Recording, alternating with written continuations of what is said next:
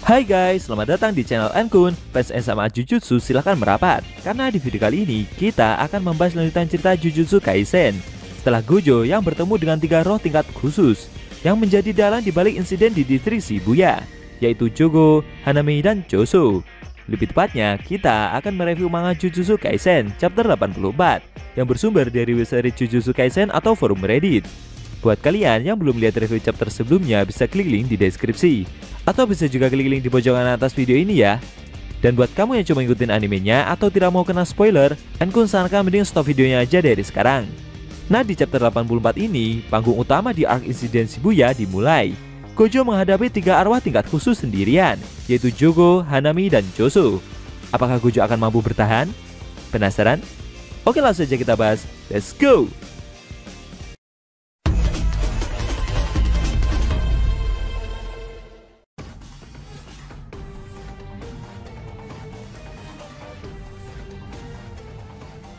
Judul chapter ke-84 adalah Insiden Shibuya bagian kedua. Di awal scene, kita diperlihatkan Hanami yang menutup atap dari lubang tempat Gojo datang. Gojo sendiri yang melihat hal itu meminta mereka untuk tidak usah melakukan hal yang merepotkan, karena dia sendiri juga tidak akan kabur kemana-mana. Menurutnya, kalau dia kabur, maka ketiga roh terkutuk ini pasti akan membunuh semua orang. Mayoritas warga yang melihat perbincangan tersebut merasa jika Gojo seperti berbicara dengan Choso saja. Tapi ada sebagian kecil juga yang bisa melihat mereka berempat. Namun sambil tersenyum, Jogo memberitahu, baik Gojo kabur atau tidak, mereka tetap akan melakukannya. Dan benar saja, secara tak terduga, para warga yang ada di sekitar tiba-tiba seperti terdorong mendekati mereka berempat. Gojo sempat meminta para warga untuk minggir agar mereka tidak terbunuh. Tapi berhubung seluruh jalan keluar telah ditutup oleh akar milik Hanami, membuat semuanya seperti terkunci di sini. Gojo sendiri mengakui kalau kejadian ini telah menciptakan titik buta, dan dia sendiri juga tidak tahu apakah ada orang lain di balik sisi dari tembok-tembok ini. Dia juga tidak bisa menghancurkan pintu keluar begitu saja. Takutnya ada warga lain yang tertahan di sana. Lalu dengan sadisnya, Jogo dan Hanami maju sambil membunuh para warga yang ada di hadapan mereka. Choso juga tidak tinggal diam.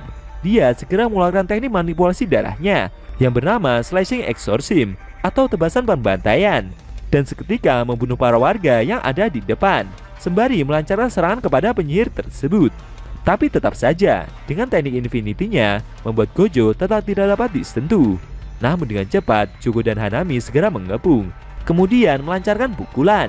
Efek teknik Infinity-nya masih bekerja, sehingga membuat kedua pukulan mereka berdua masih tertahan. Tapi sambil memperkuat diri, kedua pukulan yang roh itu lancarkan seperti mulai menembus pertahanan Gojo. Melihat tekniknya seperti tidak mampu bertahan lama, dengan sigap Gojo pun segera melompat untuk menjaga jarak. Seusai melihat serangan barusan, membuat Gojo menyadari dengan apa yang ketiga roh itu rencanakan. Gojo sendiri mengaku kalau harusnya dia sudah bisa menduga semua itu ketika Jogo bekerja sama dengan Choso. Dalam hatinya, Gojo merasa jika penguat wilayah kelihatannya sama dengan simple domain milik Shadow.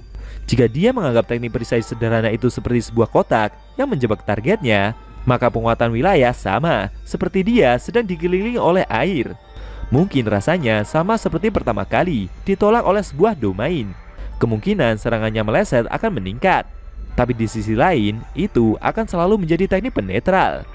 Scene mundur ke beberapa waktu sebelumnya, ketika Jogo berbicara dengan Geto. Saat itu roh tersebut bertanya, apakah rekannya itu tahu kapan Gojo Satoru berada dalam elemennya? Geto memberitahu kalau momen tersebut adalah saat dia sendirian. Tidak peduli siapapun penyihirnya, siapapun yang bertarung bersama Gojo hanya akan jadi penghalangnya saja. Maka dari itu, mereka akan menggunakan lebih banyak orang yang bukan penyihir untuk menghalangi gerakannya. Hasil teknik pembalik kutukan setidaknya 2 kali lebih banyak energi dengan lama penggunaan teknik kutukan. Hampir mustahil juga untuk menghindari korban pada orang yang bukan penyihir, dan itu akan mempersulit Gojo untuk membuatnya mengeluarkan teknik biru yang biasanya dia keluarkan.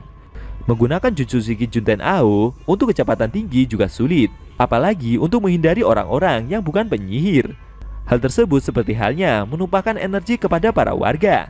Orang-orang itu akan langsung mati jika Gojo mengeluarkannya.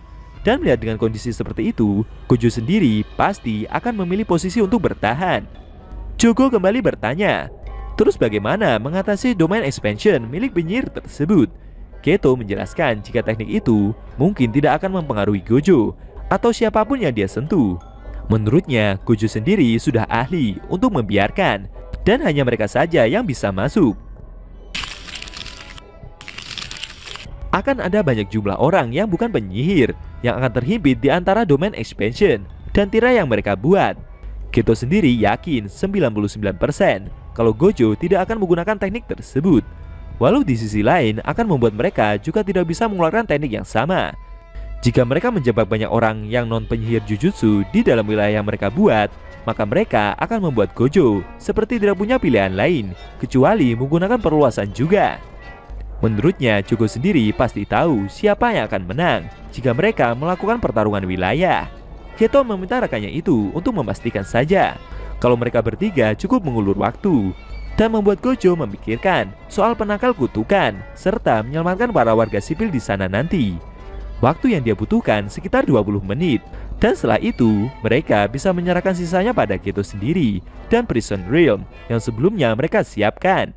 Sambil tersenyum dan membunuh seorang warga yang ada di sebelahnya, Jogo memberitahu Gojo jika mereka semua yang ada di sini tidak ada yang bisa keluar. Dia bertanya, apakah penyihir itu menginginkan bukti yang lain? Gojo yang melihat hal tersebut cukup terkejut. Jogo yang sambil membakar kepala warga sipil itu juga merasa terkejut dengan respon yang lawannya tunjukkan. Namun bukan itu yang Gojo maksud. Sambil melepaskan penutup matanya, Gojo memberitahu jika dia terkejut kalau roh terkutuk itu mengira jika kombinasi serangan mereka bertiga akan dapat mengalahkannya. Apalagi Jogo masih menggunakan serangga yang ada di dalam kepalanya. Kemudian sambil menunjuk Hanami dan menyebutnya sebagai rumput liar, Gojo memberitahu kalau ini adalah pertemuan ketiga mereka. Sambil melayang seperti bersiap menyerang, Gojo berencana akan membunuh Hanami terlebih dahulu. Menurutnya roh terkutuk itu masih saja belum belajar, meski mereka sudah bertemu beberapa kali. Kali ini Gojo akan ganti bertarung dengan serius. Apakah setelah ini ketiga roh terkutuk itu akan mampu menahan serangan dari Gojo Satoru? Lalu strategi apa yang akan Gojo lakukan untuk mengalahkan mereka semua? Apalagi di dalam kondisi keramaian seperti ini. Sayangnya scene cerita manga Jujutsu Kaisen chapter 84 telah berakhir.